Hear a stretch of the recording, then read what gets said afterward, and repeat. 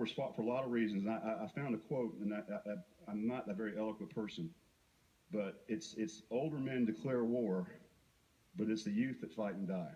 And so what I'm asking here is just to have a plan so that when the flag is removed from the pole, that it's handled in an honorable fashion, and that the relic room, for the first time in my career, and I think yours as well, Ms. Cobb-Hunter, that we've actually, we're making at least a latent commitment that we're going to fund the relic room. I think you mentioned bogarting my time. If you don't, like you just said, I do a pretty good job of speaking for myself. So if you don't mind, I do have one last question that I'd like to ask you. And since you talked about death, and Mr. Speaker, I'd like a little order because I want people to hear this question that I'm about to ask.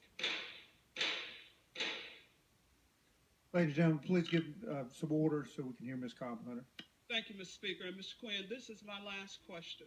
You've talked about death.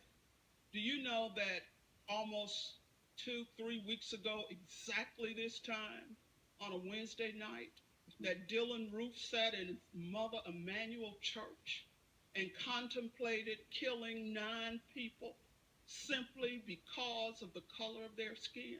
Did you know that? We are almost at the hour where that occurred. Ms. Cobb-Hunter. Well, wait, like you said, don't interrupt me because I don't want to interrupt you. I'm supposed you're going to speak too. Okay, here's the point.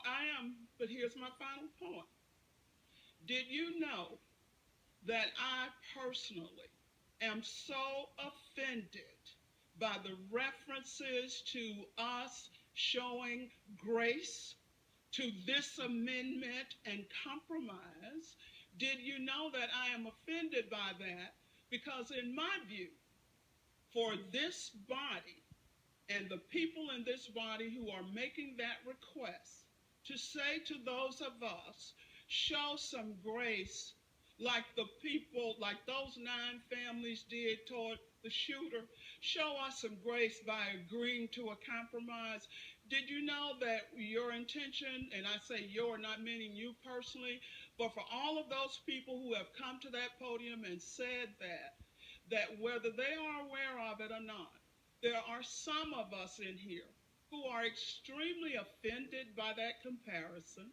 We believe, did you know, that it's comparing apples and oranges, and that we would really, I'm not going to speak for anybody but me. I would ask you, Mr. Quinn, since you're in the leadership, if you would please share with your caucus to please not take the podium again and ask us to show grace in this effort like the folk who were so generous and forgiving of the shooter in Charleston. I understand. Thank you so much, Mr. Yes, Ms. Cobb-Hunter. I understand it's a very emotional issue. Look, for me, it was emotional. I met Clem, I think he was 19 or 20 when he was a page. I shared tears with Mr. Smith and talked to Mr. Rutherford about it. We got in the car the next morning and went there. It was horrible. One of the worst experiences of my life. Mr. Lott.